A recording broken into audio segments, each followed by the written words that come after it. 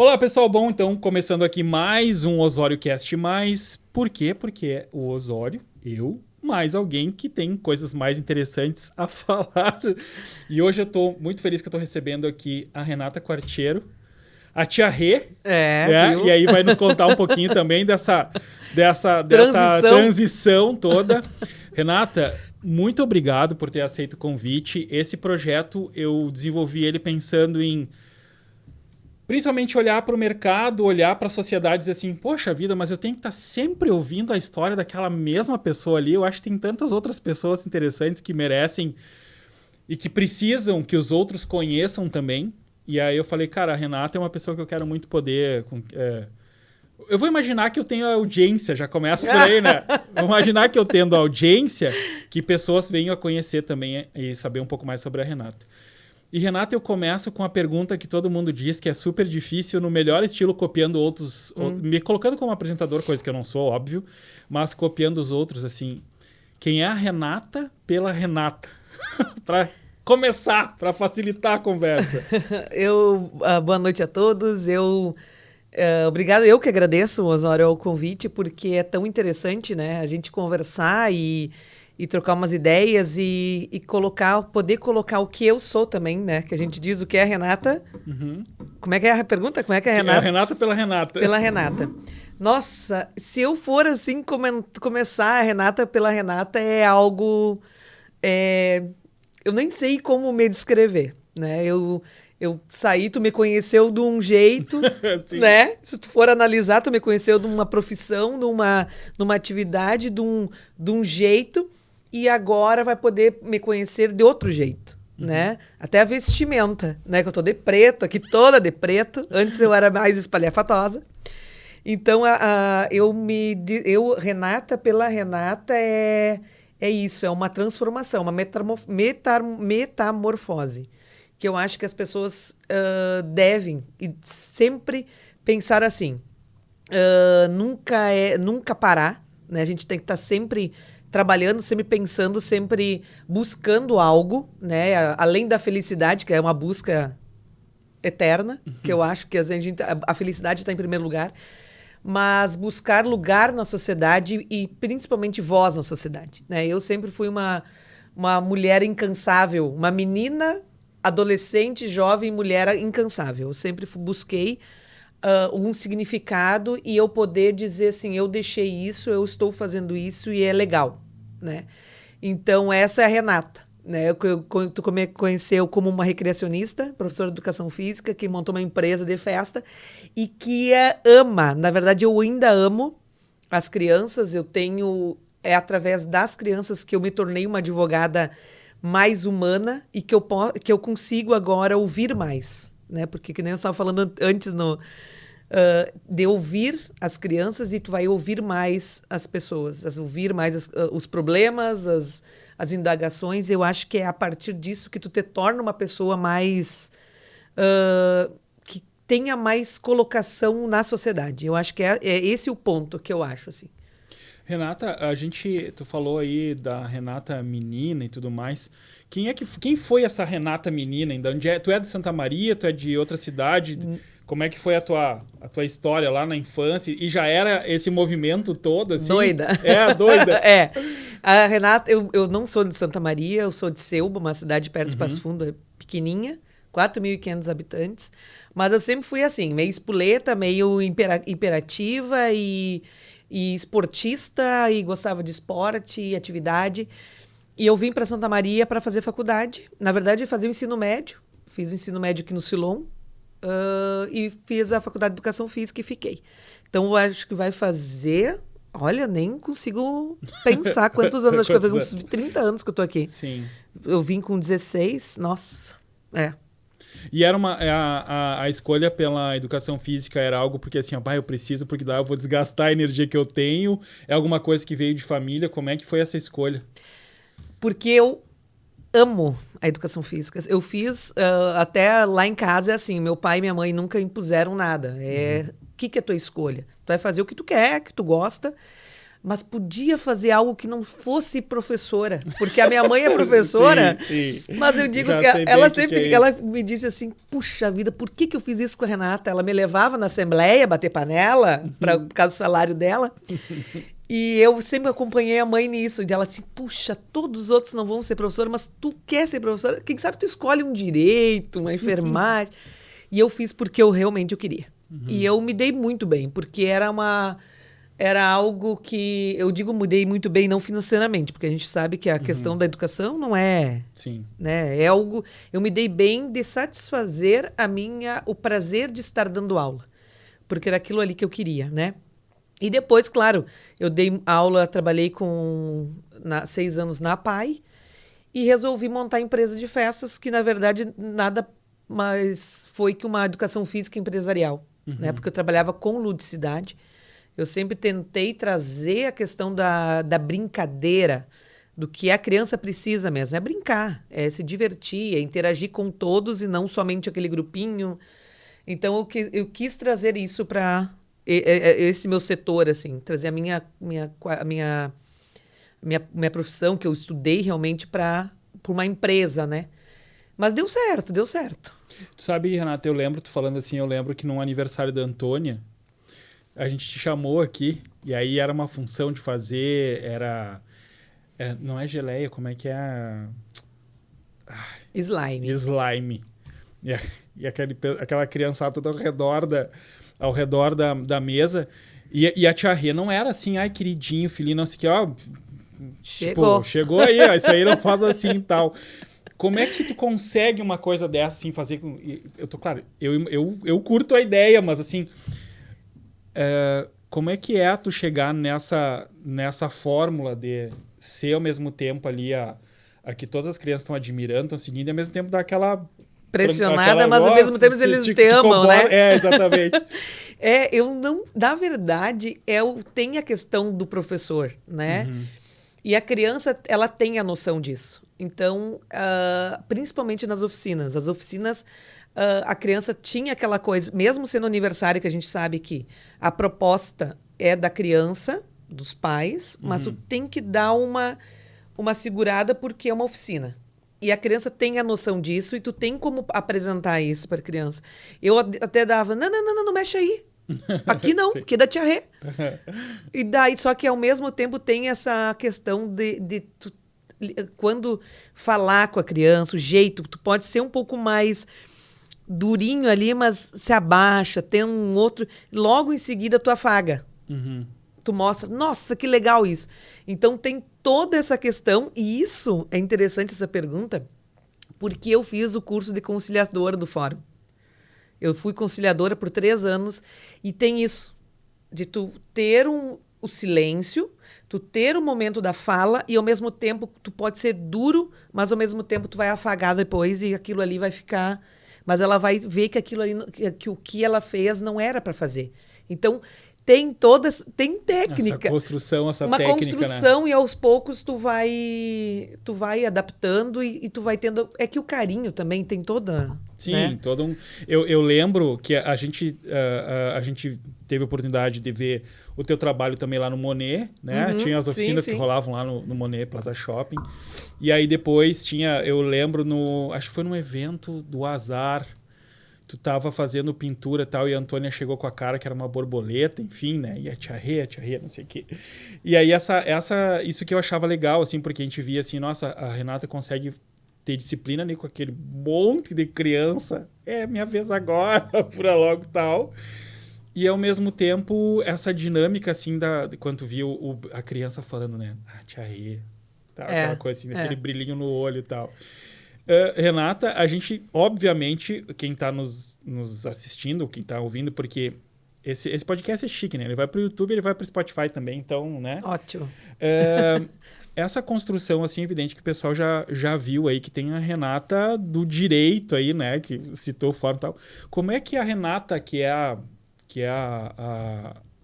professora de educação física, que é a pessoa que trabalha com recreação infantil, dá um salto e vira a doutora Renata? Como é que é esse caminho aí? A gente vai dar um salto, depois a gente pode voltar, evidentemente, para as crianças, mas para a gente entender isso, para a galera se situar.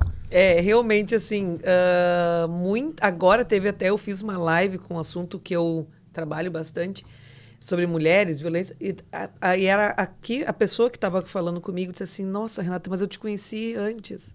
De macacão vermelho. Como é que eu vou te chamar de doutora Renata?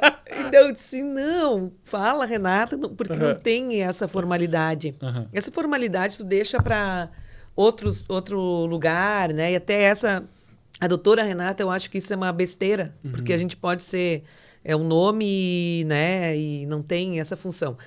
Mas essa questão desse salto para a advocacia, eu percebo assim, eu tive um pouco de dificuldade em relação que são duas profissões totalmente diferentes. Eu era uma pessoa que eu tinha uma aparência diferente, eu tinha que estar sempre... na verdade, era uma atividade que eu era extrovertida, eu brincava, eu me divertia, eu era livre. A gente pode dizer assim, mais livre. E a advocacia, com esse salto, depois que eu disse, não, vou procurar outro meio, porque a gente não pode, eu não posso ser velha e recreacionista. Entendi. Porque eu não teria pique, né? A gente tem que ter uma noção, né, de vida. E eu sou autônoma, então tu tem que ter uma... Então o direito foi algo que depois de mais velha eu resolvi, não, então acho que sabe eu faço direito e abre algumas portas que não, né? Só que a dificuldade das duas áreas é que uma é muito séria. Uma é muito séria, na verdade ela não precisa ser séria. Ela é muito engessada, muito formal, e ao mesmo tempo a outra atividade eu tinha mais sinceridade, aquela coisa de poder ser mais eu, a Renata, né? Porque eu sou assim, eu gosto de falar, eu gosto de abraçar, eu gosto de rir. E o direito, ele é mais sério. Então, muitos me falaram assim, nossa, tu vai sair de uma atividade, tu não pode continuar com aquela atividade. Porque a advocacia, ela precisa ser mais séria. Tem que ser seriedade. Então, eu tinha muito medo de chegar e dizer assim, o meu cliente... eu não vou com aquela lá, ela vai lidar com o meu processo como brincadeira, mas não é isso. Aqui, senhor juiz, vamos fazer o slide. Vamos fazer o slide. Mas deixa eu te contar essa. Eu vou ter que contar essa, que eu era conciliadora, e daí mudou, essa é muito engraçada. Eu fui para as varas, que daí com direito eu poderia atuar nas varas de civil. E daí eu chamei, faço o pregão, que a gente chama as partes, e tinha uma advogada, ela olhou, Renata, é tu? Eu disse, sabe quando tu tá de óculos, disfarçada? Ela disse assim, eu tô tentando falar contigo há meses para tentar marcar a festa do meu filho. Osório, por Deus. Ela disse assim, não, calma. Vamos fazer uma coisa, outra coisa, outra coisa. Sim. Então, eu comecei a perceber que realmente eu tinha que dar outro rumo, né? Então, claro que as festas eu coloquei pessoas trabalhando, porque tem essa questão da confiança do meu trabalho, né? E é algo que me fez, nossa, foi assim, bem pesado, assim, eu sair disso. Sim, imagino. De ir para a advocacia, que é mais sério. Eu posso te dizer que eu envelheci uns 10 anos dessa transição toda, em questão de um ano, porque realmente a recreação, as crianças, é uma energia diferente, é um ar diferente, tu fica é muito mais leve, né? E mesmo sendo cansativo. Mas a advocacia, ela é muito, muito mesmo séria. Que tem que ter, né? Não adianta. Sim, sim. Em função do que é o contexto todo do ambiente. E aí entra uma questão assim, não só... A gente até estava falando antes um pouco disso, mas, além de tudo, é a Renata que salta de recreacionista para a doutora Renata. Eu vou brincar aqui com a história da doutora Renata. Problema. E, ao mesmo tempo, por acaso é mulher, né? Então, assim... Deve ser uma facilidade... Não, imensa. Assim, Ironia total agora nesse comentário. Total. Né? Sair de uma atividade assim e tentar buscar mercado de trabalho, ainda mulher. Eu te confesso assim, que a primeira oportunidade que eu tive, que foi que eu passei na prova da ordem a segunda vez que eu fiz, eu participei de uma seleção para bacharel. eram 30 candidatos, ficou só eu e um homem. E a mesa que eu fiz a entrevista era só homem e eu de mulher. O candidato ganhou, né? O homem ganhou. Ele estava fora do mercado de trabalho há 15 anos. Eu recém estava saindo. Então, Imagino. tu tinha um gás. Quem está saindo da faculdade tem gás, tem outra mentalidade. Então, ali eu já comecei a perceber, nossa, né? Não vai ser difícil, porque quando a gente quer, a gente vai, né? Mas aí veio o cliente mulher, dizendo, me contratando e dizendo, não, infelizmente, eu vou... Mulher. Aí que entra daí toda a questão da história né, que a gente passa desde de criança. Eu vou contratar um advogado homem porque ele vai ter mais imposição. Então, isso a gente começa a enfrentar, né? Então, a gente tem essa... Mas, graças a Deus, eu tenho uma posição, eu sempre fui, assim, de ser uma mulher muito independente, muito firme nas minhas posições. Aos poucos, a gente vai começando a enfrentar tudo isso com mais serenidade, né? E o pessoal que não sabe, antes mesmo da gente começar aqui, a gente já conversou um tempão aqui, levantou algumas questões. Muitas. Né? Renata, sabe que nessa construção do espaço da mulher, infelizmente, a gente se depara muito com o questionamento de algumas pessoas dizendo que não é bem assim, né? E a gente verifica a gente sabe que, enfim, tem uma equipe mesmo, minha equipe é formada as meninas, a gente conversa muito a respeito, eu tenho uma filha também, a gente percebe desde cedo já na escola, que é o que a gente estava conversando antes disso.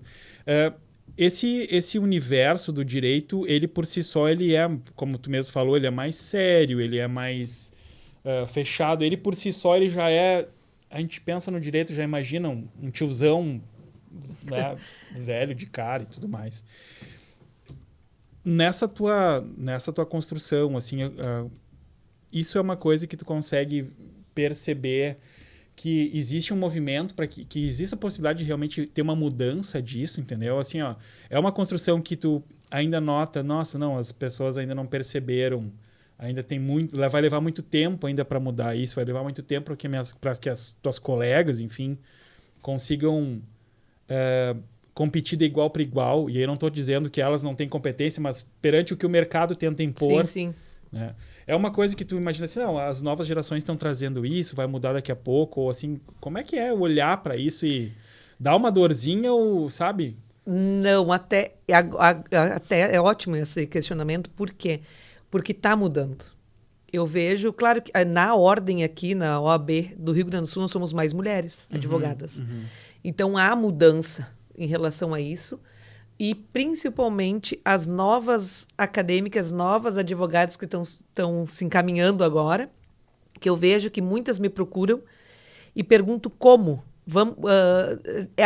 As mulheres, há uma rede de apoio. Então, tu começa a ter mais, tu começa a fortalecer e empoderar as novas advogadas, estagiárias. Eu acho que eu estou mais esperançosa em relação ao mercado de trabalho e ao respeito com as mulheres advogadas, principalmente. Eu vejo há muita mudança, muita, assim, principalmente das nova leva de advogadas que estão vindo, elas vêm muito mais com força, muito mais com luta, né? Que no meu caso, até quando eu ingressei na advocacia, que eu passei na prova da ordem, comecei a trabalhar com o direito da mulher, violência contra a mulher, né? Casos que eu atuo, eu percebo que ali começou a vir, eu comecei a trazer mais esse questionamento das mulheres, do empoderamento da mulher advogada, de ter mais posição e enfrentar. É isso que tem que ser feito. A mulher tem que enfrentar e botar a cara e, é isso, isso, isso. Às vezes a imposição faz com que aquela linha, né, que fique mais... A linha invisível que é bem visível. É bem visível, que tu possa olhar, Osório, como nós estamos assim, de frente, eu vou olhar de igual a igual.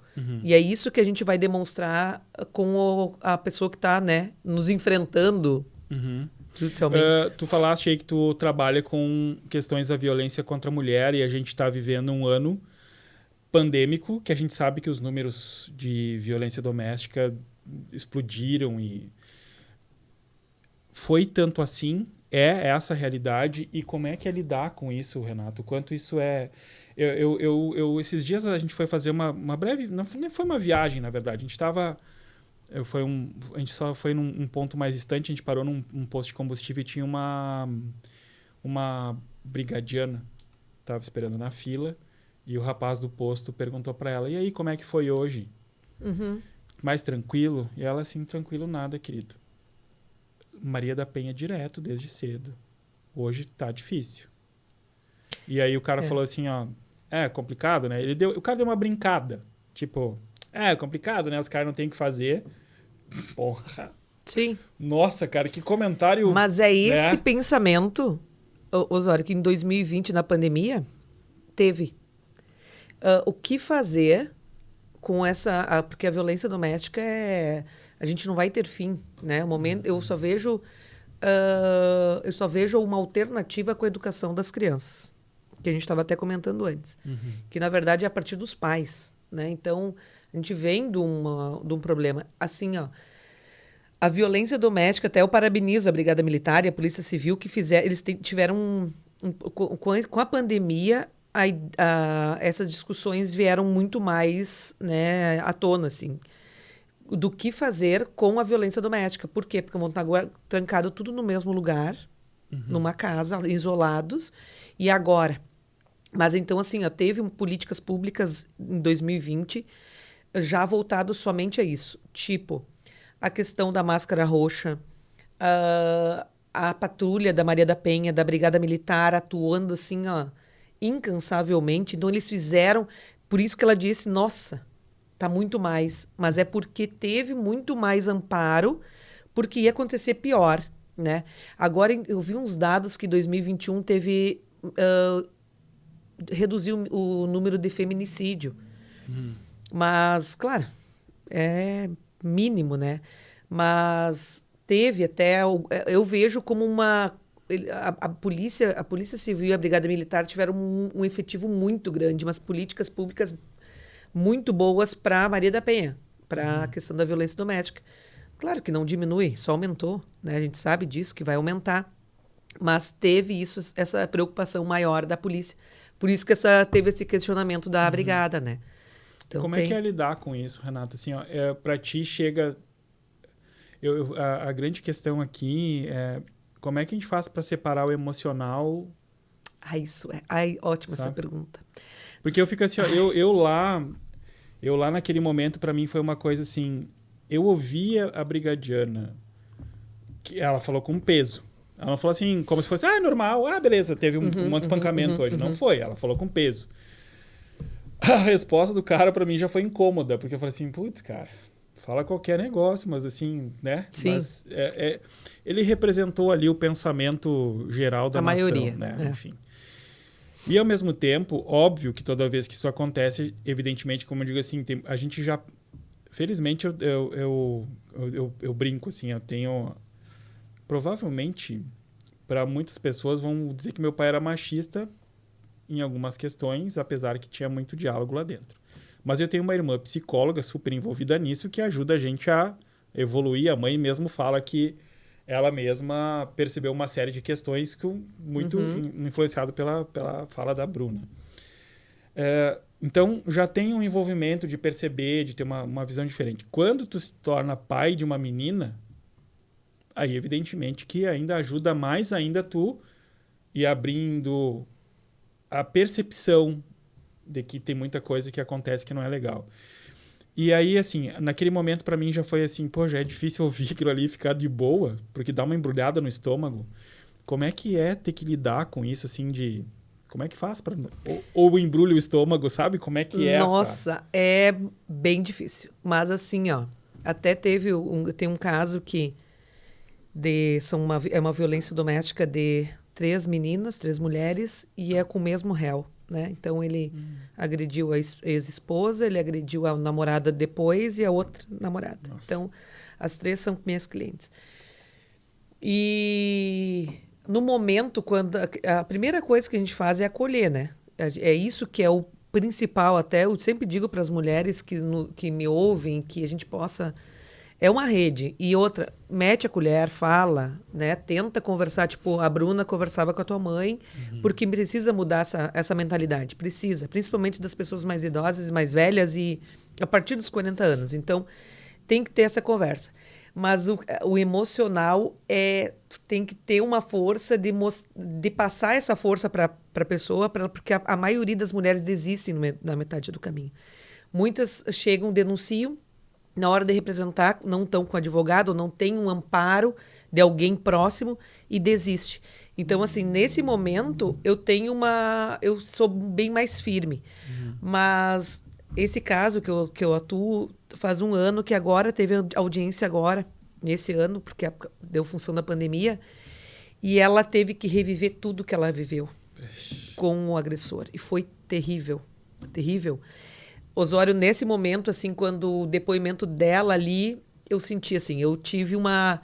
E eu sou uma pessoa muito emotiva, e eu sou uma pessoa, assim, mais de ouvir, ter aquela coisa da afetiva, e não é só porque é cliente, porque é os amigos, a família, então, ali foi bem pesado. Eu tive que, nossa, tirar a força do universo e ouvir ela, porque foi muito... E nossa, quando terminou, assim, eu respirei, tive que tomar água, mas eu me emocionei muito, assim, com o relato dela.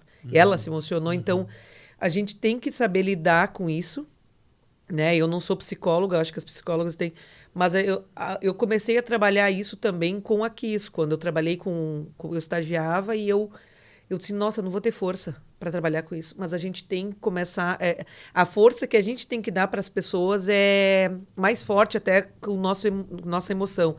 Então, ali é trabalho, né? Quando acontece quando a gente vê os nossos filhos, que tem uma menina também, já é diferente como a gente vai saber lidar com isso, né? Mas aí a gente tem que juntar toda a questão legal. Eu acho que é a partir dali que o teu emocional vai começar a melhorar, porque na hora tu vai pensar, nossa, eu vou fazer um estrago. Mas aí tu tem que ver a questão mais legal de ver o que vai fazer para te poder começar a ter força, para começar a movimentar e trabalhar a criança ou uma adolescente, né? Que sofre violência, tanto na escola quanto que é o que mais a gente enxerga, né? Sim. Tu sabe que a gente teve era uma amiga e a gente presenciou o quão difícil foi para ela obter apoio de lutar contra o agressor, porque ela demorou muito tempo para poder falar que ela tinha sido agredida. Houve um questionamento dentro da própria família, mas será que foi mesmo? Aquela coisa assim, será que tu não achou? Sabe, o cara fez, não quis, aquela coisa toda. O acolhimento, depois ela teve dificuldade de judicializar isso também, porque ela teve que buscar, porque o cara começou a persegui-la. Né? Só que daí, quando ele começou a persegui-la, os amigos perceberam que tinha alguma coisa errada, e aí foi por o caminho para onde os amigos que deram força para que ela viesse a contar, e a gente ficou sabendo nessa época aí a situação como um todo, e depois ouviu dela, enfim. O que mais me chamou a atenção naquela época foi justamente a grande dificuldade. Tô falando de uma questão aí de uns 15 anos atrás. Então, a gente imagina, como tu mesmo falou aqui, das políticas públicas que evoluíram, enfim. Então, 15 anos atrás, eu me lembro que ela não... Foi uma dificuldade para ela achar advogado.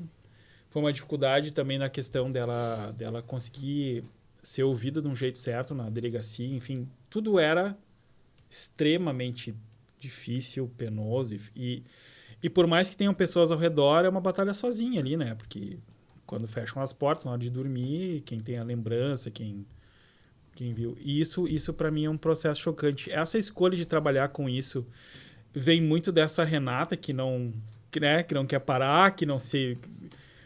O que foi que te levou para olhar para essa causa, assim? Na verdade, na educação física, eu sempre... na verdade, Já vem da Renata, porque eu venho de uma família que a minha mãe é empoderada, né? E a minha mãe sempre disse assim, ó, vocês vão fazer faculdade porque não pode depender de marido. Então, a gente vem dessa realidade, e a mãe sempre nos incentivou tem que estudar, tu tem que ter a tua profissão, tu tem que né, tu tem que conquistar tuas coisas por ti, não, né, se tiver um casamento, tu vai casar, é só acrescenta, não, né, não é algo que tu vá depender. Então eu já venho de uma família assim. E a minha mãe é professora, minha mãe sempre foi de lutar pelos direitos. Então eu já venho com uma caminhada boa assim de família. Mas aí no direito, quando eu terminei o meu curso, que eu fui fazer uma disciplina do Estatuto da Criança e do Adolescente, eu me deparei com uma outra realidade que era com a criança que eu já vinha, que eu sempre trabalhei, e eu sempre comecei a perceber algumas coisas, e eu ouvi muitas crianças, e a professora passou um filme que é muito interessante, que é O Meu Mundo Cor-de-Rosa, um filme francês, que fala de uma criança trans. E aquilo ali Sabe quando tu olha aquilo e eu comecei a chorar na aula? Todo mundo, eu olhei para o lado, ninguém chorou, todo mundo, o pessoal levantando e não nem deram bola, e aquilo ali me chocou bastante. E eu já venho com essa questão das lutas, sempre das minorias, eu sempre tô ali com a minha bandeirinha e lutando. E aquilo ali, e daí quando eu me deparei com essa realidade também, eu vi que tem muita coisa, né, que a gente pode trazer para o direito e para a nossa vida. E eu comecei a pensar nas mulheres trans também. E daí começou a juntar todo o interesse da questão das mulheres, das pessoas trans. Então, eu fiz um artigo muito interessante, eu peguei um processo que o Judiciário reconheceu a primeira criança trans do Brasil. Foi em 2016. 2016, isso. E que foi também, foi assim, primeiro caso. E aí que a gente começa a trabalhar nisso, né? 2015, não, foi 15 anos atrás que a tua amiga foi agredida, não tinha Maria da Penha, não tinha feminicídio, a lei que amparava.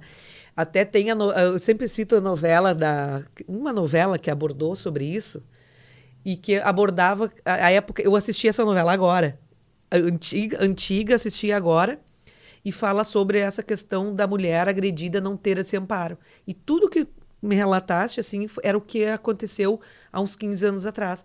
Mas, porém, agora eu vejo que como teve essa evolução de não só leis, mas das pessoas, da delegacia, da delegada, dos inspetores de polícia, da brigada militar, das pessoas começarem a se envolver e começar realmente a discutir isso, como nós estamos discutindo aqui. E esse assunto a gente tem que discutir sempre. Não é assim, o momento que a gente parar, vai parar. Não, tem que discutir todos os dias, tem que falar com a família, com as filhas, com todo mundo. E a partir disso que vai ter esse amparo, essa questão de dizer assim, a minha amiga está sofrendo violência, eu vou lá. Né? Então, agora temos aqui em Santa Maria, que é legal, que é a primeira delegacia da região do estado, central do estado, que é da combate à intolerância, que tem a questão dos crimes virtuais, que tem crimes contra a população LGBT, transfobia. Então, já tu percebe a evolução disso. Né? Nessa nossa fala, a gente já viu questões legais de 15 anos atrás, que agora a gente tem, e que é uma mudança tremenda, né? Então, a mulher tem esse amparo, né? E a gente só precisa fortalecer ela a não se calar. É isso que é o ponto principal de nós, mulheres advogadas, o Osório, que tem a equipe feminina, que tem a filha, a Antônia, que é uma menina, de começar a empoderar para não se calar. Que não, é esse o ponto que eu acho que a gente tem a parte legal, tem um amparo, né, de acolhimento dentro, tanto a vara de violência doméstica também tem todo um cuidado agora, é extremamente assim, fantástico a vara da violência doméstica aqui em Santa Maria.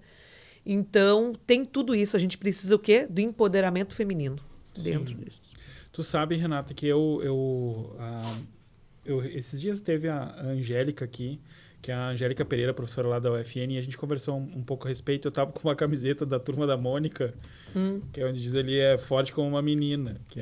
E aí ela falou um pouco a respeito disso, e ela trouxe que no curso de publicidade tu tem uma galera que traz essas questões, que fala sobre isso, né? Então ela diz assim, não, o legal lá é que a gente pode conversar e debater, porque é uma galera que chega e traz questões sobre as minorias, questões sobre o desenvolvimento das possibilidades para a comunidade LGBT, para a mulher, enfim. Só que daí, ao mesmo tempo, isso que tu falaste agora, não é uma realidade em tudo que é cenário, né? Não é. E como é que é, e aí como é que é olhar para hoje?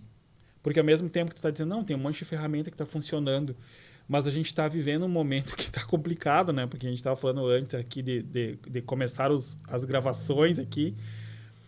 Nossa, tem uns caras que saíram sair do armário, aí vai ficar meio estranho o comentário. Legitimaram o discurso abriram uma que porta ali de uma coisa que ficou estranha. E a gente teve aqui já em algumas situações, e aí sempre é uma questão muito a gente poder também conversar. A gente já teve aqui um rapaz que era homossexual, que a gente usou para conversar com a equipe, até para saber assim, ó, cara, como é que a gente fala contigo? Como é que a gente vai lidar no momento que, se porventura alguém aqui deslizar e trazer uma brincadeira aqui, sabe? A gente trouxe essa conversa porque era uma preocupação nossa quando a gente contratou. Nós tínhamos assim, vamos falar abertamente com ele, e o cara ficou muito surpreso da gente levar. Eu falei, não, a gente tem que fazer, porque daqui a pouco, dentro do ambiente aqui, pode ser que a gente fale alguma coisa que acabe te magoando, enfim, sim, que sim. não seja legal e tudo mais. Quando a gente traz essa fala de que a gente não pode parar de falar, que tem que falar em todos os lugares, tá difícil num momento de hoje, porque tudo parece que não vira mais fala, né? Vai além da discussão. Tá difícil assim ou é mais... Tipo, não, tá complicado, mas não é tanto aqui no nosso dia a dia, mais em alguns ciclos Não, que tá... eu vejo assim, ó, há um ano e meio para cá, o discurso virou aquela opinião. Ah, é minha opinião. Eu vou descarregar meu preconceito, né? E eu vejo agora que, de questão de 2 anos para cá, a gente está num preconceito escrachado, né? Eu acho que legitimou. Eu, infelizmente, vou dizer que é o nosso presidente, nosso, né? É nosso, infelizmente, é nosso. Ele legitimou um discurso. E a gente vem, ao meu ver, é um tempo sombrio de o que foi conquistado, né? De começar a trabalhar a questão educacional com a criança, com o adolescente, com o jovem, começou a deslegitimar essa educação, e legitimar um discurso preconceituoso. E a gente está vivendo isso. É um horror, tá um horror. Porque há 2 anos a OAB está super engajada. Eu sou vice-presidente da Comissão de Diversidade Sexual e Gênero da OAB. Então, foi a primeira vez que a OAB tem essa comissão especial dentro da própria ordem. E a gente começou a trabalhar isso. A gente até teve casos dos próprios advogados, a gente trabalha com isso também. Porque advogado homofóbico tem um monte também. Então, a gente tem que trabalhar dentro da nossa própria classe, né? De atender as pessoas. E a gente fez até a gente faz essas conversas, até semana retrasada eu fiz uma live no IFE, né, com professores, então a gente está sempre levando isso. E a primeira coisa que a gente faz é como trabalhar com isso, como tu quer ser chamado, principalmente, eu sempre levo a questão da pessoa trans, que é o que mais sofre preconceito, a gente sabe disso, e a violência é muito maior, né, com essa pessoa, tanto com a mulher quanto o homem, pelo estereótipo, né? E a gente sempre tem que ter uma noção que não é opção sexual, é orientação sexual. Então, a gente trabalha muito essa questão de como fazer, porque é tão fácil, né? E é claro que a gente não sabe que não é da noite para o dia, né, Osaro? Tu tem uma empresa pode trabalhar isso e pode trabalhar o respeito. Não é da noite para o dia que vai acabar as piadas, mas é a partir disso que a gente vai começar a fazer esse controle, porque uma piada vai acender o pavio do preconceituoso. E o preconceituoso leva para o filho leva para a escola. Então, uma piada, ela vai muito além daquele grupinho que está discutindo aquilo ali.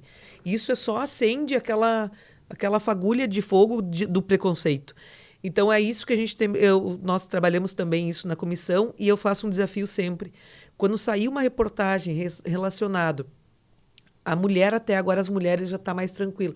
Mas questão voltada a LGBT, qualquer população LGBT, conquistas, casamento, a questão afetiva, conquistas do ambulatório aqui, eu faço um desafio de todos olharem os comentários que saem no Facebook. Porque o Facebook, Senhora. ele virou assim, ó, a minha opinião não é opinião mais nada, é crime. Então, isso a gente tem que sempre enfatizar. A tua opinião não é... Tu é homofóbico, tu fica quieto, porque é crime, não é mais opinião. Tá? E não tem justificativa. Então, se tu for fazer um desafio, eu faço um desafio a todos. Acessem os comentários. É assustador, né? É assustador. É algo que tu começa a pensar assim, como, por quê? Nós questionamos isso porque eu acho que nós somos pessoas... Eu acho que isso são pessoas doentes. Eu não consigo visualizar algo que não seja isso, né? Mas aí, ao mesmo tempo, tu percebe que tu tem um presidente homofóbico, machista, né? Que dispara e não respeita as mulheres, e é uma pessoa desrespeitosa, deselegante, que tem um discurso nojento. Eu vejo, eu tenho que falar isso. Aí, como é que tu tem um estadista e como é que tu vai falar isso para as pessoas que seguem ele? Né? Que tu percebe que um presidente da República... Como é que as instituições, a minha preocupação nessa hora, como é que a instituição se protege disso? Sabe, porque, claro, eu vou dizer assim, eu sou leigo na história aqui, daí eu tenho uma... Eu vou lá e vejo a galera ali vociferando, né, nas redes sociais, enfim, e aí nós sabemos, ok, isso aqui que está sendo feito, isso aqui é crime, beleza. Como é que a instituição se protege nessa hora para que daqui a pouco não vou dizer que deixe de ser crime, mas que é crime, mas não vamos olhar. Deixa assim, entendeu? quieto. A instituição que tu diz é o meio de comunicação. Eu vou dizer o... Jornal. Sei lá, aí posso falar uma baita abóbora, tá? Mas aí aquela coisa assim, sei lá, Ministério Público, sei lá, quem é que nessa hora vai movimentar essa acusação, por exemplo? Ou é uma ação que ela parte do indivíduo de apontar, não, fulano lá foi homofóbico, tá? Como é que a gente faz, ou como é que a instituição, como é que sei lá, aonde se decidem as coisas, onde o cara vai dizer que realmente foi crime, como é que se protege no momento que tu tem esse tipo de postura, por exemplo, vindo do líder da nação, entendeu?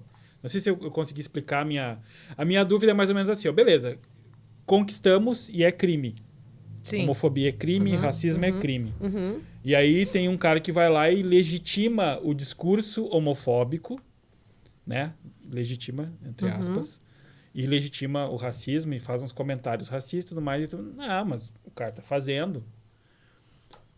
A instituição, o cara que depois foi chegar lá e for decidir isso na frente de um juiz, ele se contamina porque o estadista está dizendo Depende, que não é homofobia, né? Entendeu?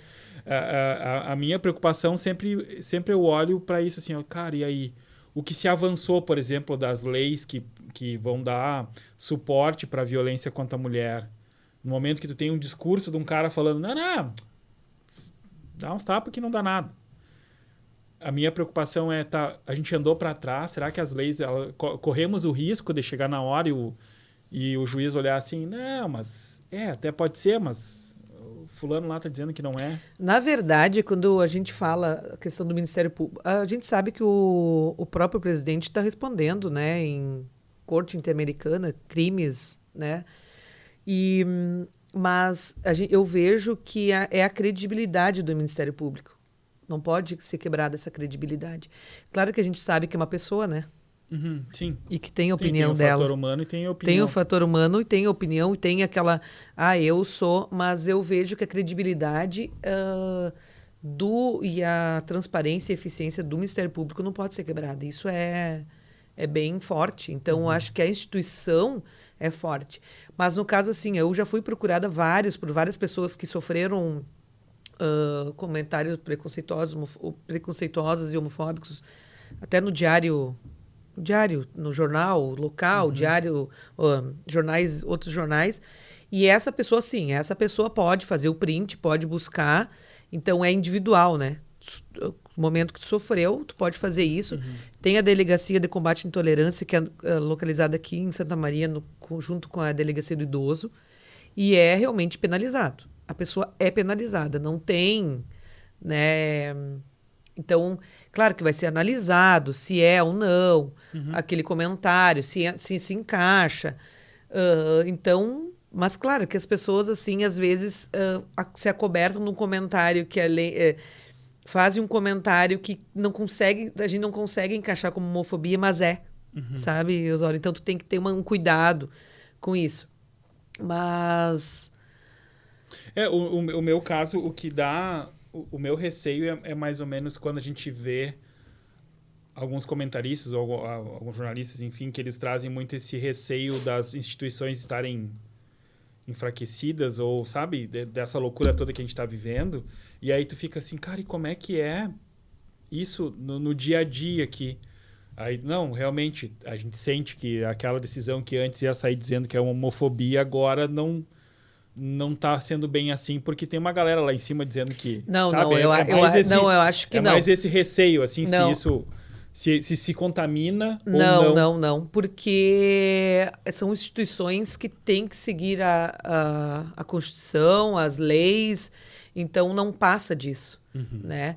Às vezes o próprio juiz pode fazer um comentário na sentença pessoal, mas assim, voltado a realmente ser algo legal. Né? Então, acho que não tem essa contaminação dentro do próprio judiciário, o próprio Ministério Público. Nesse caso, acho que não. Não tem a credibilidade. Vamos respirar mais aliviado já depois desse comentário. Porque é uma coisa que às vezes tu olha para a dor do outro, que a gente sabe que nunca consegue medir, se colocar no lugar do outro, por mais que tu faça exercício, ele sempre nunca vai ser realmente, tu não vai sentir integralmente o que o outro está sentindo. Mas em oportunidades e conversas que eu já pude ter, assim, a galera trouxe coisas pesadíssimas. Não, assim, horríveis. Pesadíssimas de lidar. Né? Já começa dentro da própria família e depois vai para fora e passar por situações assim que tu fica ouvindo aquilo ali, eu embrulho o estômago, assim, não tem como entender a violência e que isso é uma questão também, o pessoal não entende, o pessoal vai lá, fala o que quer e não entende que é violência isso, né? Não, é que nem eu digo, a primeira violência é na família. Dentro da família, quando criança. Depois, a adolescência piorou, porque vai para a escola. Então, tu sai de um lar, que seria o teu lar, a tua família, para enfrentar a violência fora, na escola. Aí tu não consegue terminar os estudos. O que tu vai fazer? Vai sofrer violência na rua. Então, eu vejo sempre quando eu falo, e como eu presenciei, estudei, eu fiz o meu TCC em relação à criança, a gente tem que ter esse olhar com a criança.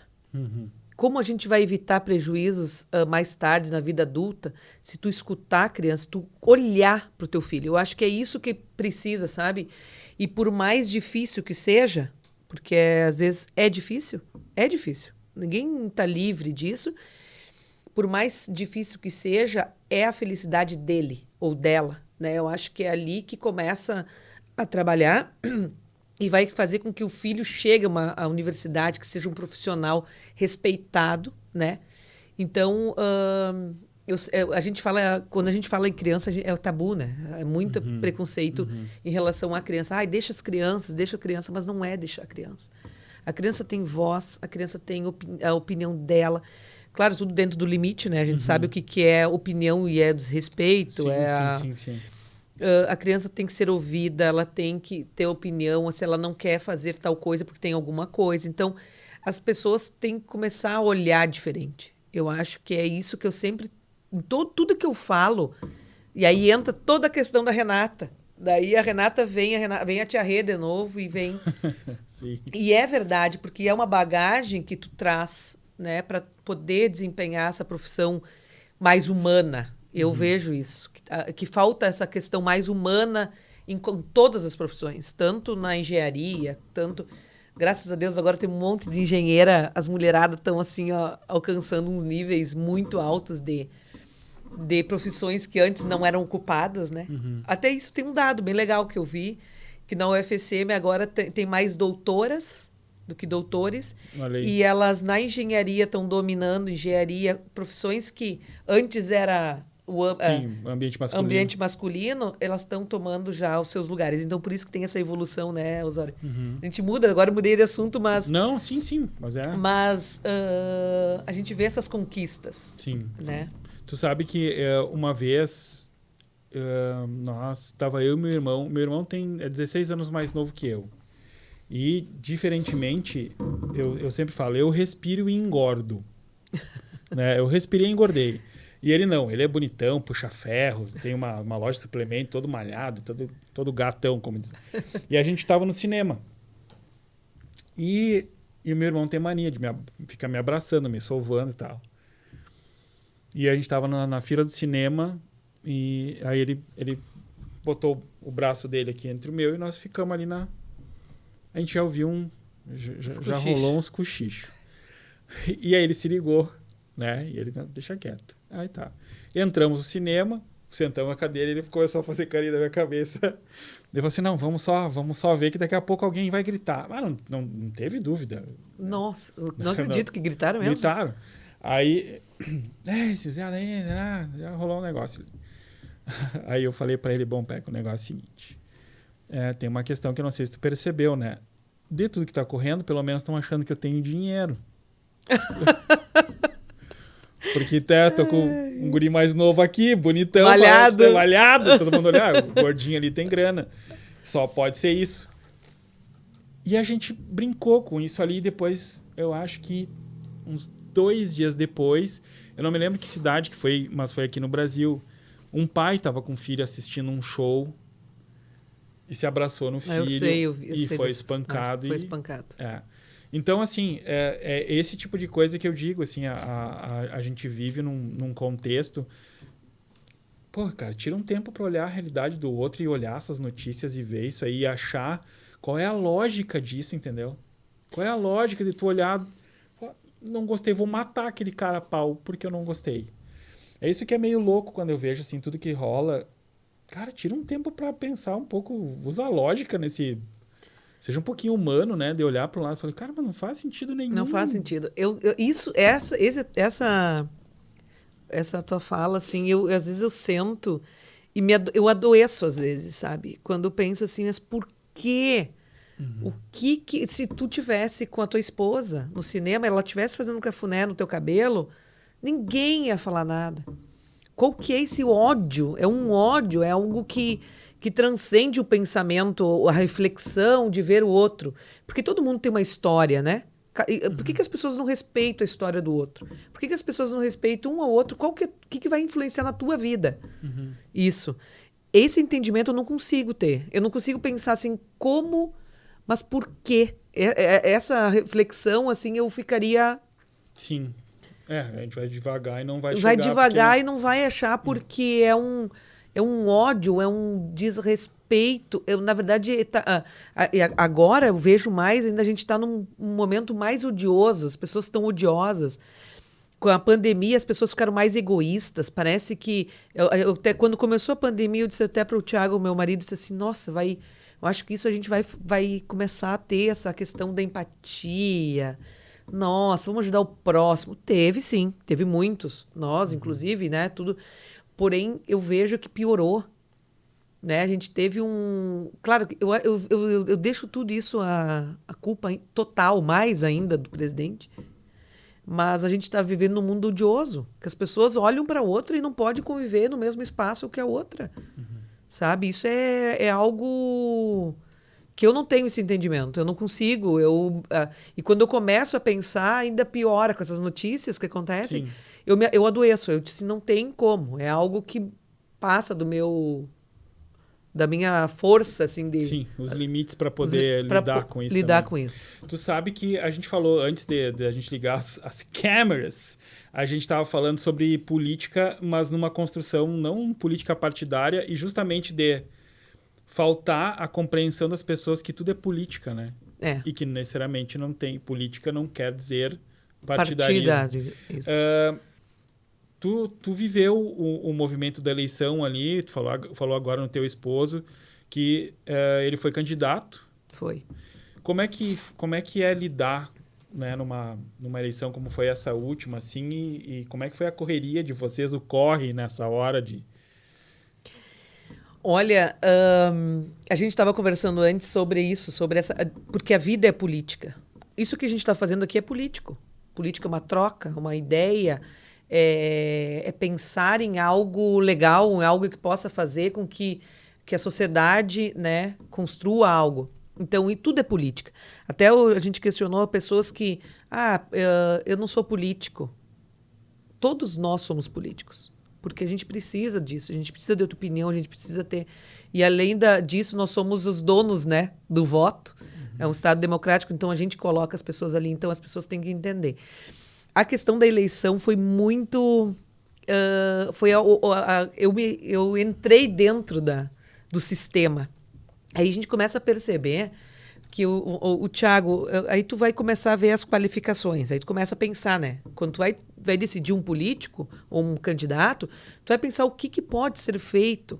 A gente sabe que vereador não pode fazer muita coisa. A gente pensa que não, mas pode fazer muito além. Então, o que a gente pensou? O Thiago é advogado, mestre em gestão pública, trabalha com direito constitucional, é professor de... Então, ele tem ideias legais que ele sabe como fazer, além de ser vereador, daquele básico do vereador, que pode ser feito muita coisa. Então, tu começava com esse discurso, tipo, é legal, olha aqui, tem essas ideias aqui. As pessoas não querem saber disso. As pessoas querem moeda de troca.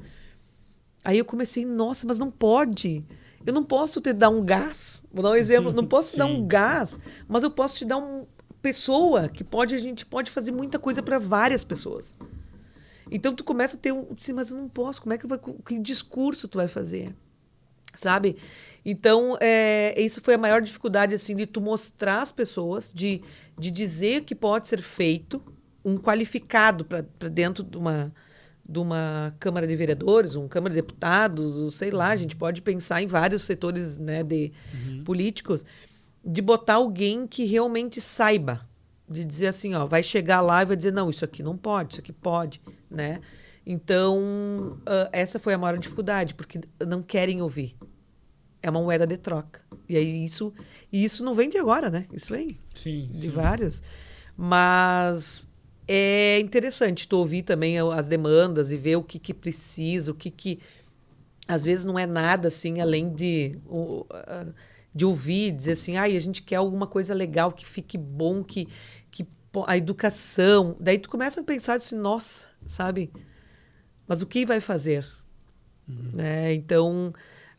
eu vejo que as pessoas às vezes não escolhem o político por ser qualificado, por ser bom, mas porque tem essa moeda de troca.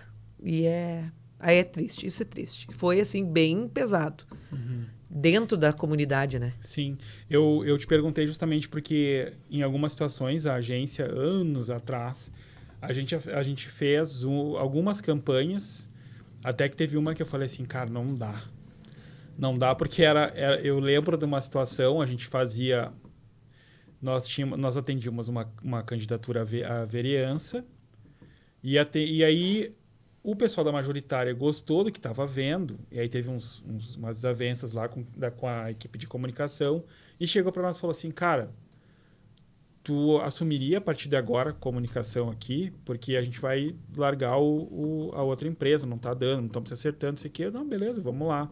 Então a gente atendia tanto a majoritária quanto a verenda. E aí, para a majoritária, a gente montou um estúdio e tinha a gravação dos candidatos, iam lá, né? Eu ouvi tanta coisa absurda, do tipo, não, porque tu sabe, né? Não vai se eleger. Então, assim, eu já falei com fulano. Cara, eu falei assim, que cara de pau. O candidato a vereador estava lá gravando um áudio, né, para sua candidatura, óbvio, dizendo também, vota no fulano. Mas ele já tinha conversado com o outro candidato a prefeito, que ia apoiar. Porque sabia assim, não, essa aqui não vai, mas nem a pau. Ela entra, eu já falei com o fulano lá, já negociamos o negócio. Eu assim, cara, é muito louco ouvir isso aqui. Eu falei assim, vai ser... Aquele para mim foi assim, foi a última vez que a gente quis se envolver desta forma, porque, além do mais, o candidato é uma candidata que a gente atendia, que era majoritária, e ela estava em recuperação de um câncer de mama. Então, pô, mulher super, né? E os caras chegavam e falavam assim, não, sabe, né, cara? Porque se ganhar, não chega ao fim do mandato. Que horror! E aí eu falava assim, ai, gente, sério, a gente precisa, né? Vamos fazer diferente aqui, vamos assim, ó, vamos marcar com o cara, olha, teu tempo, chega aqui, grava rapidinho e vaza, porque não dá pra ficar batendo papo, a gente abre pra estar ouvindo essas merdas, né? Então, Mas por aí isso que entra, Osório, a questão da política. Que daí entra a questão partidária, né? Sim. E daí, porque aí tu começa a perceber, mas que luta que tu tem? Pra que tu quer tá ali? Entende? Esse candidato, pra que tu quer?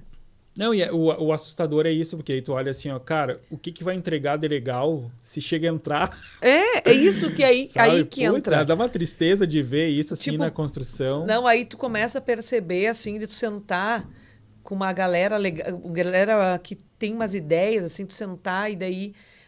tem política pública disso, a gente tem que puxar para esse lado. E tu não falar questão partidária ou puxando para um lado para o outro. Claro que existe o partido político, existe, tu tem que estar alinhado pelo menos às tuas ideias, né? Tipo, o esquerdista não pode se alinhar ao PSL. Tu tem que se alinhar realmente ao partido. Porém, tu tem que ter um objetivo do quê? E eu acho assim, ó, o político ele tem que ser um gestor, porque vai vir licitação, vai vir a questão de dinheiro público e onde aplicar, como fazer, os projetos onde aplicar. Como é que tu vai cair de paraquedas uma pessoa que não sabe falar, uma pessoa que não sabe escrever, cair de paraquedas numa Câmara de Vereadores e tu não ter essa qualificação? Sim. É isso que eu tinha e eu tenho uma coisa, sabe, de dizer assim, mas poxa, como é que eu vou votar em alguém que não sabe nada? Sim. A gente tem um amigo nosso que a gente morou alguns anos em Venâncio Aires e aí nós tínhamos um grande amigo lá que ele era assessor de uma deputada. E aí era um cara que estudava muito, muito, muito, muito. E aí ele foi crescendo, ele a pouco virou vereador e aí quando a gente estava vindo embora, a gente veio embora para Santa Maria e ele entrou de prefeito lá, que é o Giovanni Vickert. E aí o Giovanni foi um cara muito legal que ele fez na prefeitura. A gente viu o Venâncio deu um avanço assim, em questões... E a gente conversava e ele falava muito a respeito disso. Ele falou, cara, eu não sei o que vai ser. Tipo, ele falava que não sabia o que ia ser. À época a gente nem imaginava que ele ia se tornar prefeito, assim. Mas ele falava muito sobre estar preparado para entender de lei. É isso aí. Para não correr risco de qualquer coisa. Ele falava assim, não, eu preciso entender de lei para não correr risco de ser ineficiente. Né? Tipo assim, cara, eu preciso entender. Ou, no mínimo, eu tenho que ter alguém ali que me dê o norte. Então, a gente via ele como um político diferenciado em razão disso. Assim, ele tinha essa percepção do... gestor. Cara, se tu não souber gerir... Não, eu agora entrei no mestrado em gestão e organização pública, também na Federal. E aí tu começa a ler os artigos, realmente falar sobre administração pública, sobre gestão pública. Tu começa a perceber, nossa, assim, ó, a necessidade de um candidato, de uma pessoa, assim, que ter essa percepção do que precisa para estar lá. Porque tu vai... que nem eu digo, a administração pública é uma empresa, entre aspas, tu vai ter que gerir. E é dinheiro público que tu vai ter que investir em certos setores necessários, essenciais. Então, a pessoa tem que ter pelo menos um mínimo da percepção de saber o que é isso. O prefeito, eu nem questiono, o prefeito tem que ser muito, né, ter um amparo total de pessoas qualificadas. Mas vereador também. A gente pensa, vereador não serve para nada, vereador não faz... Mas vereador tem muito poder de poder gerir isso junto com o executivo, sabe? Mas aí, se tu não sabe nada, tu vai lá, fica lá discursando bobagem, nome de rua, coisa que tu não tem nem fundamento. Uma vez eu conversando com o Pizarro, e aí, para quem não sabe, o James Pizarro... Também foi candidato, meu cunhado, né? também foi candidato nessa eleição. E o James, a gente sentou ele assim, Ah, mas isso aí que o cara tá falando, cara, isso aí nem o presidente consegue fazer. É, e o James era do coisa- mesmo partido do Thiago, eles estavam com... Sim. eles são muito amigos, assim, e eu tenho o maior respeito pelo James. Aí, as ideias, aí começa a perceber quantidade de gente, de pessoas boas, sabe? Que poderiam estar lá. Não digo que não tem gente boa, mas... Sim. Não, mas isso que tu tava falando do estar preparado e ter noção, era algo que o Champs falava assim, ele falou, cara, isso aí que o Magrão tá falando ali, tu olha, não tem como, assim, ó, legalmente não existe isso aí, ainda mais falando vereador, imagina. Não, aí né? até Bah, tem, daí é loucura, né? até tem um exemplo que nós fomos numa... A gente foi conversar com a população, né? Eu e o Thiago. Ah, mas só se tu asfaltar minha rua. E daí eu fui... A ideia, né? Daí eu fui dialogar dizendo que não era competência. O Thiago Renato, tu vai perder tanto tempo. Não adianta falar. O que tu tá discutindo? Vai explicar pra ele que não é de competência do vereador, porque é isso, porque é isso. Só que assim, ó, parecia que eu tinha necessidade de explicar, mas aí era só uma pessoa. Tu entende isso? Que não é competência do vereador asfaltar a rua. E quanto se elege porque dizem que vão... Então tá, vou asfaltar a tua rua. Aqui, ó. 1, 2, 3. Sabe? É. Não tem. É uma pena a gente ver isso. Renata, quando... Em algum momento, assim, a Renata, quando chega em casa, é nessa velocidade toda, é nessa dinâmica toda, ou a Renata desliga uma chavinha e fala, não, agora eu vou dar uma respirada e tal. Como é que é isso quando chega em casa? Olha, quando eu chego... Aí eu tenho 3 gatos e um cachorro, né? Então agora, quando eu chego em casa, eu ainda tenho que dar uma trabalhada em casa, mas eu desligo. Agora, a Renata atual agora desliga a chave. Tanto que a questão do celular também, assim, eu já estou tentando dar uma amenizada, porque o WhatsApp não para, então a gente tem... Agora, mais velha, já... Antes não, antes a Renata, quando estava com a antiga Renata, que estava com a recreação, eu chegava a 1000, já guardava minhas coisas, já dava uma saída, já fazia isso, já limpava a casa. Eu era mais acelerada. Agora não, agora eu vejo que eu tô mais centrada, assim. Parece que eu tenho que... A minha cabeça está mais, um pouco mais cansada. Antes era uma questão mais leve, era um trabalho que tinha desgaste, era tranquilo, mas era um desgaste mais leve. Agora não, agora o desgaste é mais complicado. Eu vejo que os problemas dos clientes são mais complicados de resolver, não é pintar o rostinho das crianças, né? Sim, tem uma diferença. É uma diferença imensa. Então, assim, eu vejo que agora eu preciso desligar. E com o mestrado, né, também tem um outro lado que eu tenho que parar também. Então, agora a Renata atual está mais focada, um pouco mais centrada e mais tranquila, assim. Eu estou tentando, né? Mas aí, às vezes dá uns piripá. E aí tu fala da Renata Tal tá grávida, né, Renata? Tá. É? Sabe, mas agora até voltando àquele assunto que eu estava falando, assim, às vezes eu vou pro shopping, aí eu tenho uma vontade de entrar naquelas piscinas de bolinha gigante. Sabe? Quando eu vou no shopping, tá aquelas crianças passeando naqueles carrinhos, assim, meu sonho é entrar naquele carrinho e passear, dar uma volta. Boa. Então, tem esse lado que às vezes nunca vai acabar na minha vida, mas agora a Renata tá grávida, tem tudo isso, então. A mudança foi bem drástica, assim, na minha vida. Veio um guri, vamos botar uns guri bons nesse mundo, né? Sim, que precisamos de uns guris bons. E então agora eu tô diminuindo o café, que eu era mais café de manhã, de tarde e de noite.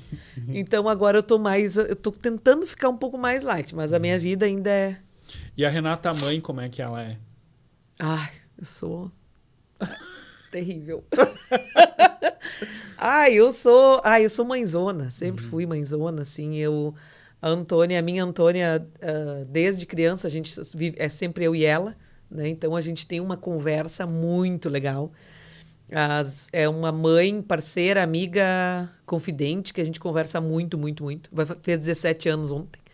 Então eu tô com libriana? Eu tô com uma menina de 17, agora vem um piazinho de bebê aí na área. Sim.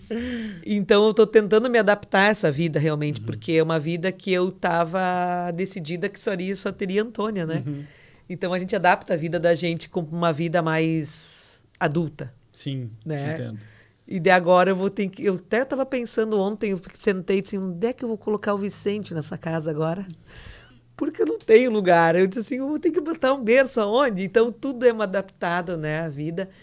Mas eu sou uma mãezona, assim, que tudo que eu acredito e as minhas lutas, todas elas são conversadas com a minha filha. E ela tem esse entendimento, e eu acho que é assim que a gente vai, né, tentar mudar um pouquinho a realidade assombrosa que a gente vive. Sim. E a tua diversão tá onde quando tu tá em casa?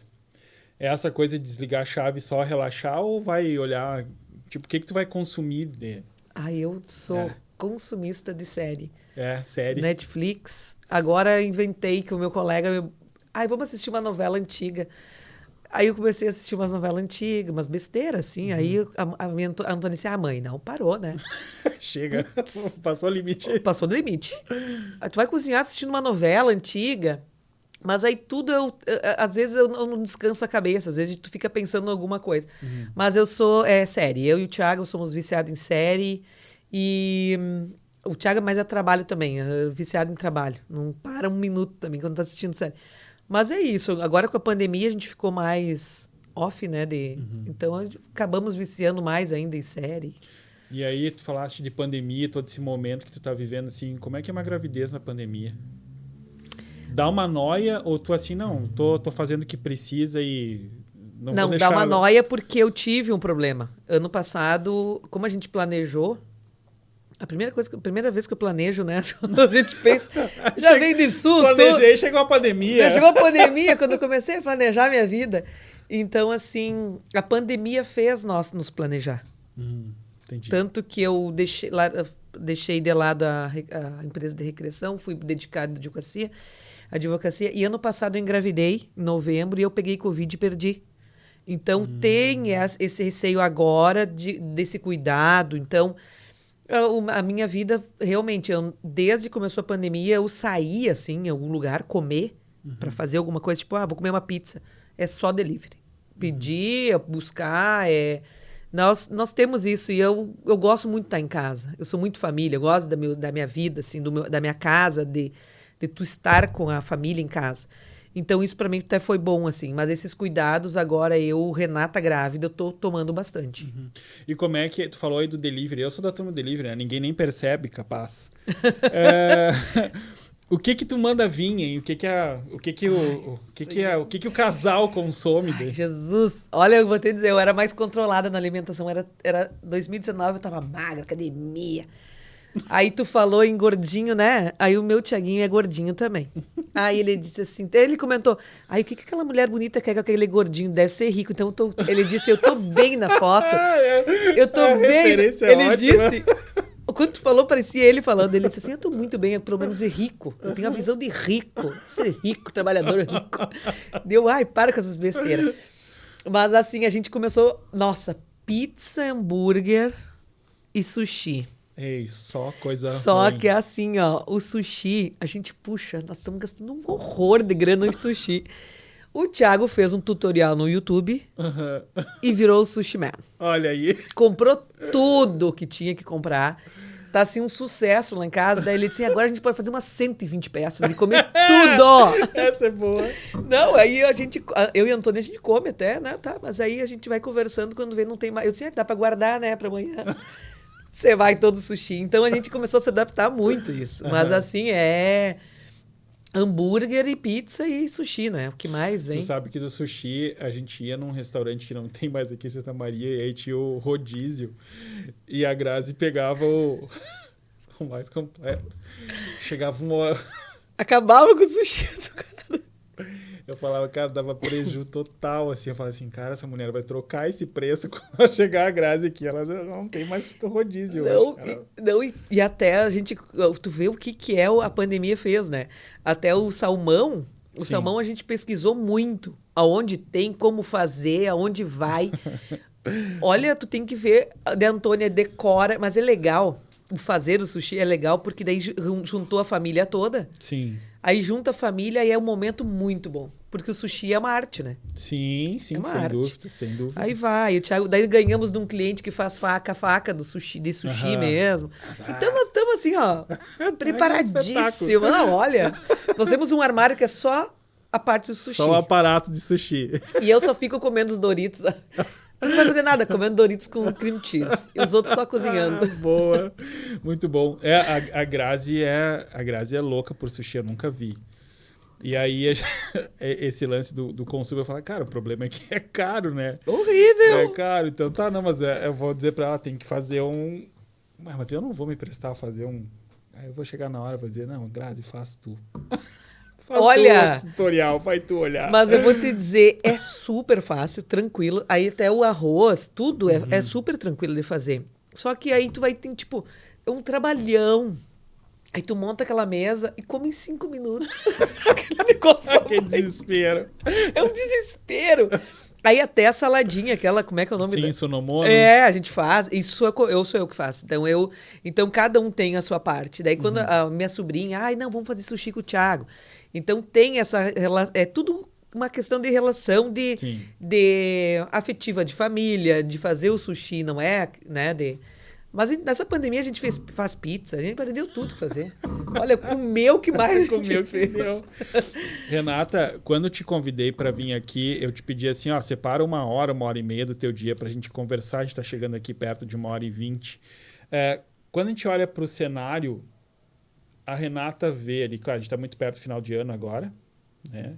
Não sei quando que quem tá assistindo, quando é que tá vendo esse vídeo, mas nesse momento a gente está chegando perto do final de ano e o ano que vem a gente tem um ano desafiador.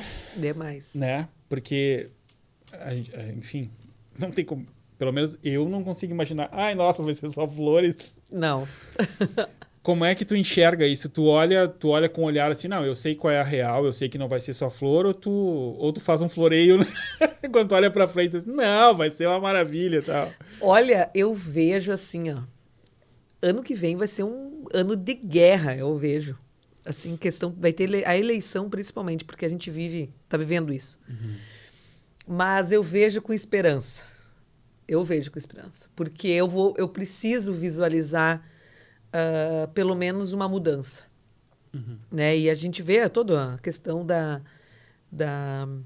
das vacinas, principalmente, que agora tudo está evoluindo. A UFSM já está fazendo novos testes. Então, a ciência, a educação, mesmo com precárias, com destruição da educação que está tendo agora, está sobrevivendo, está trazendo, né, mostrando o resultado, a educação pública. E eu vejo isso que 2022 vai ser realmente um desafio, porque vai ter a função da eleição, que eu acho que agora está sendo muito acirrada e vai dar problema, né? Mas eu vejo com esperança. Eu acho que a população brasileira está tendo uma noção do que está acontecendo e da destruição do país. Eu acho que o país está sendo destruído. A educação, a ciência, a tecnologia está sendo destruído. Então, acho que as pessoas têm que começar a ter o seu olhar. Deixar de dizer assim, eu não sou político, eu tanto faz quanto tanto fez. Tudo. Não. Está na hora agora das pessoas parar e pensar, porque cada um de nós foi atingido com essa pandemia e atingido com essa destruição do país. Então, agora eu acho que vai começar a ter umas mudanças, eu acho, em questão política e mentalidade das pessoas. Eu tenho que ter essa esperança, porque eu não posso acreditar que não vai ser flores, não, mas eu tenho que ter uma esperança dessa mudança. Renata, a gente está vivendo um momento bem, bem complexo, você falou aí das vacinas, enfim. Uma das coisas que eu realmente, pelo menos eu gostei, Santa Maria, pelo menos na minha visão, pode ser que eu esteja falando abobrinha aqui, eu tive a impressão que a coisa está rolando rápida aqui, né? De ver o pessoal se vacinando, enfim. Agora, há poucos dias atrás, já estava uma galera bem mais jovem tendo acesso às vacinas. E, indiscutivelmente, conforme foi chegando a vacina, a gente foi vendo as pessoas saindo um pouco mais. Ao mesmo tempo, eu tenho conversado com algum pessoal empresário e tal, que dependem de indústria, e os caras assim, Cláudio, não vamos ter produto, já sabemos que não vai ter, vamos ter um primeiro semestre complicado ainda de reposição, de reconstrução. E aí, ignorando o fator eleição, eles falam assim, não, olhando para o que vai vir, a gente imagina ainda que, em termos práticos, vai ser só no segundo semestre que talvez a gente volte a uma certa normalidade e tal, né? Nessa hora, assim, o que tu pode deixar para as pessoas, assim, como é que o cara respira e pensa nisso, entendeu? O cara se levanta e faz um exercício, corre, vai ler, o que o cara faz, Renato? Sabe que até eu tava pensando nessa teu questionamento, assim, tipo, nossa, eu não queria estar na pele de um gestor, de um prefeito. Por quê? Tu para tudo, né? Tem a questão da vacina e tem o comércio, tem a economia, mas aí até eu estava discutindo até com um gestor da prefeitura, um secretário que a gente estava comentando assim, ó, a Santa Maria foi muito bem organizado, realmente. Tem coisas que a gente tem que elogiar e a gente tem que elogiar a organização, os voluntários da saúde, todos, assim, a mobilização da vacina foi fantástica. Tanto que agora, sábado, são a idade de 15 anos. Foi, exato. Então, assim, ó, eu vejo que a economia, que a gente vai começar a poder respirar através da vacina. Então, a gente pode perceber que como diminuiu a questão das mortes, né? Sim, só que, assim, claro, os cuidados vão continuar o mesmo, só que eu vejo que tem que dar ainda aquele... não precisamos ficar como estava no passado. Eu acho que a gente agora podemos respirar um pouco, né? Mas com um mega cuidado. Eu acho que a máscara ainda é muito essencial na vida da gente. Mas o comércio, a gente começa a perceber que está andando agora com a vacina, né? As pessoas estão mais tranquilas em poder dizer, eu vou no shopping. Né? Eu vejo assim, porque eu tô assim. Né? Eu vejo, falo por mim.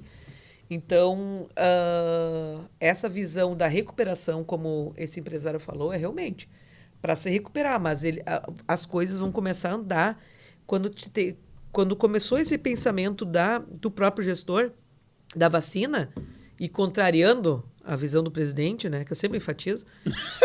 Eu tenho que enfatizar porque, olha... Mandar um oi. Mandar um oi pro presidente. Que, olha, se não fosse governadores, prefeitos se mobilizar, a gente não tinha isso tudo. Porque depender daquela pessoa não tem fundamento. Então, para dar um oi, né? Sempre tem que trazer ele. A parte ruim sempre tem que trazer presidente o nome.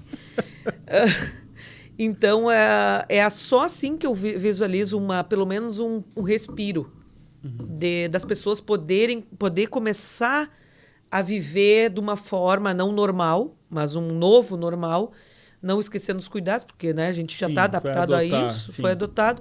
Mas, realmente, eu vejo que o comércio agora começou a funcionar. Tu pode perceber isso.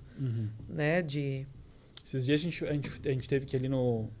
A Antônia precisou ver uma questão de livro ali e tal, e a gente foi no shopping e aí teve um lojista ali que me comentou assim, olha, Cláudio, esse movimento aqui que está rolando hoje fazia muito tempo que a gente não via. E aí tava, e todo mundo, o cara ali falando, todo mundo, muitas pessoas, claro, muita gente sem máscara, um outro tanto com, mas de qualquer modo ele apontou assim que estava surpreso até com o movimento, que fazia muito tempo que ele não via. É que a vacinação dá essa não tranquilidade. Uma sensação um pouco melhor, porque aí tu tem noção que porque não evita pegar, né? Sim. O contágio, mas pelo menos tu evita a morte ou algo pior que... Então eu acho que isso favoreceu um pouco o comércio, né? Para começar a respirar. Renata, quase 1h30. Palavras finais da Tia Rê para a galera que nos acompanhou aí. Vou botar eu brinquei aqui com ela que é a câmera da verdade, né? Vou chamar de novo ali. Tá na tua voz agora as palavras. Que tu... Ai, meu Deus, eu tenho tanta coisa. Foi tão legal esse papo. Acho que nós poderíamos ficar até meia-noite. Mas o que eu quero deixar, as pessoas que nos ouviram e vão ouvir até o final, por favor, né, tenham mais a questão da empatia. Pelo amor de Deus, pensam mais na política. Política, não digo partidária, mas política da sociedade, do que a gente vive. A gente precisa de boas pessoas. Eu acho que é a partir daí que a gente vai começar a poder viver, a respirar, a ter um país que tenha respeito, que tenha dignidade, que respeite as pessoas. Então, eu só peço, assim, porque eu vejo que ano que vem vai ser um ano desafiador, tanto para mim, para vocês, para todos nós. Então, a gente tem que pensar muito e botar a cabeça no lugar e realmente refletir em relação a tudo que a gente está vivendo agora. É isso que eu tenho que dizer. E as mulheradas, não se mexem. calem, vamos se unir, porque a gente tem uma união, uma rede de força muito grande. Se depender de mim, vocês podem contar comigo sempre, tá? Então é isso que eu quero deixar.